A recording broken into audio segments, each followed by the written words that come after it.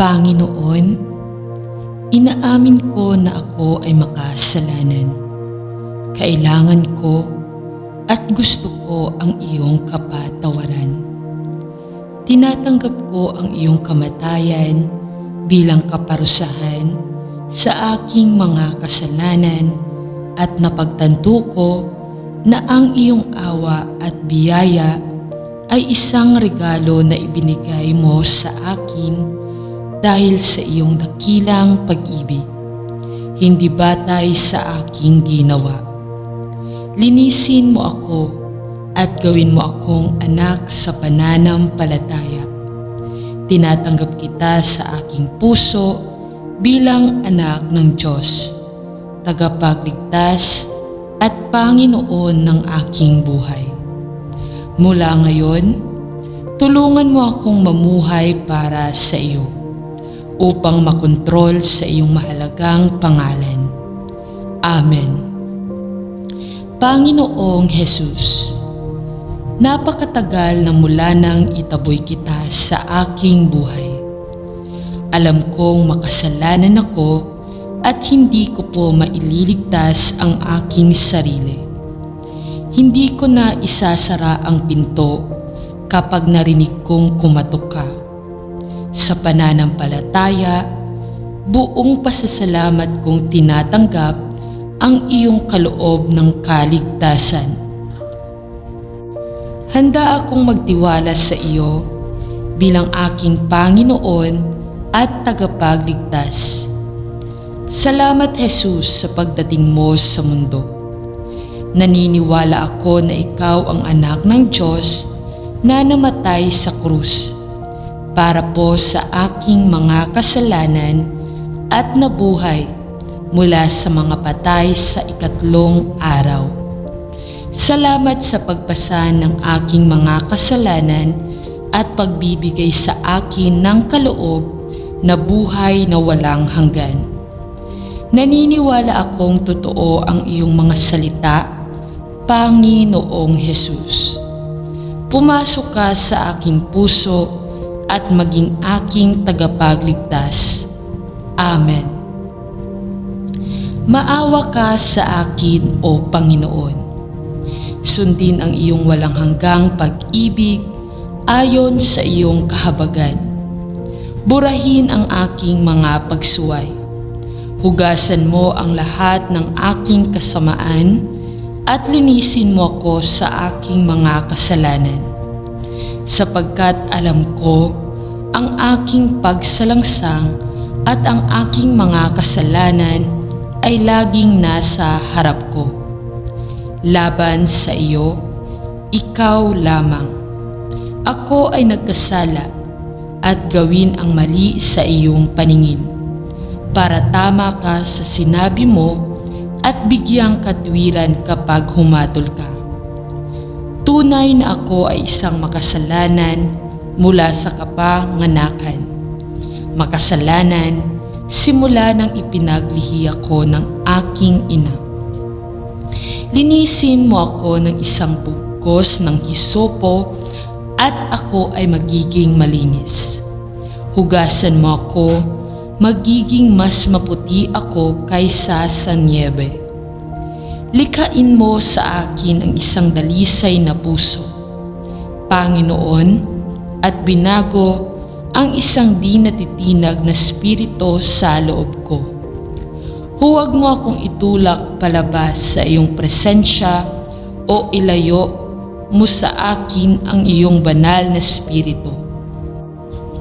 Ibalik mo sa akin ang kagalakan ng iyong pagliligtas at bigyan ako ng spiritong handang umalalay sa akin. Kung magkagayoy, ituturo ko sa mga lumalabag sa iyong daan at ang mga makasalanan ay babalik sa Kanya. Panginoon, alam kong makasalanan ako at wala akong magagawa para iligtas ang sarili ko. Ipinagtatapat ko ang aking lubos na kawalan ng kakayahan na patawarin ang aking sarili kung mga kasalanan o ipaglaban ang langit. Sa ngayon, nagtitiwala ako kay Kristo lamang na nagpasa ng aking mga kasalanan noong siya ay namatay sa krus. Naniniwala ako na ginawa niya ang lahat para ako ay makatayo sa iyong banal na presensya. Nagpapasalamat ako sa iyo na si Kristo ay bumangon mula sa mga patay bilang isang garantiya ng aking sariling muling pagkabuhay. Sa abot ng aking makakaya, ibinaling ko na sa Kanya ang aking tiwala. Nagpasalamat ako na nangako siya na tatanggapin ako sa kabila ng marami kong kasalanan at kabiguan. Ama, naniniwala ako sa iyo. Nagpapasalamat ako sa iyo na maaari mo nang harapin ang kamatayan dahil ikaw ang aking tagapagligtas. Salamat po sa pagtiyak na sasamahan mo ako sa malalim na lambak.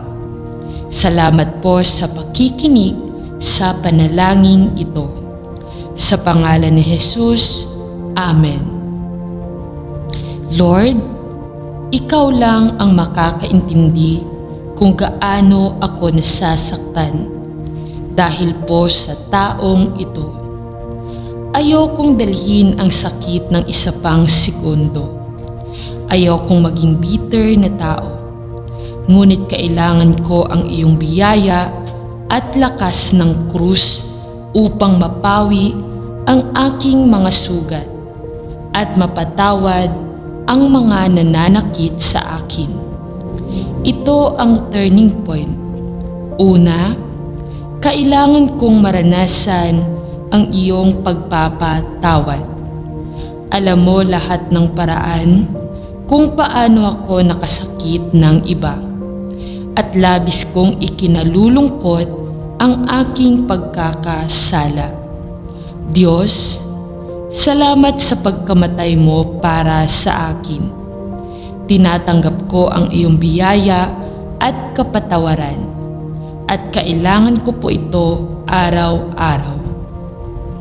Bumaling ako sa iyo ngayon at pinili kong magpatawad tulad ng pagpapatawad mo sa akin. Sa tuwing bumabalik ang alaala, muli kong patatawarin ang taong iyon hanggang sa mawala ang sakit. Pagalingin mo ang aking puso sa iyong biyaya. Sa pangalan ni Jesus, Amen. Panginoong Jesus, napakatagal na mula nang itaboy kita sa aking buhay. Alam kong makasalanan ako at hindi ko mailigtas ang sarili ko. Hindi ko na isasara ang pinto kapag narinig kong kumatok ka sa pananampalataya. Buong pasasalamat kong tinatanggap ang iyo pong kaloob ng kaligtasan. Handa akong magtiwala sa iyo bilang aking Panginoon at aking tagapagligtas.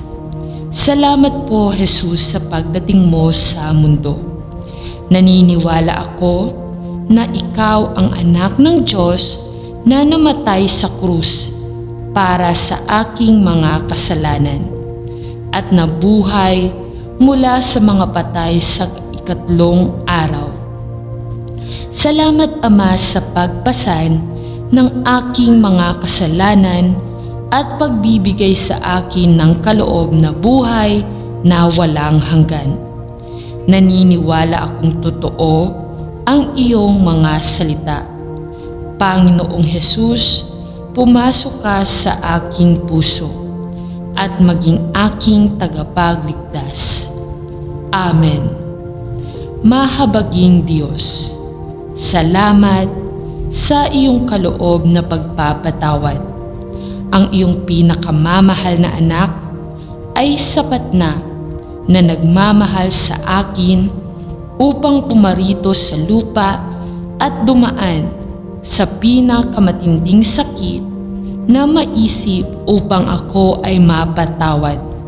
ang iyong awa ay dumadaloy sa akin sa kabila ng aking mga pagkakamali at kabiguan.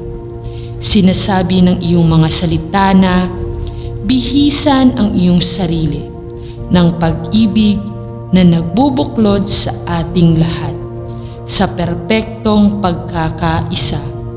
Colossians 3 verse 14.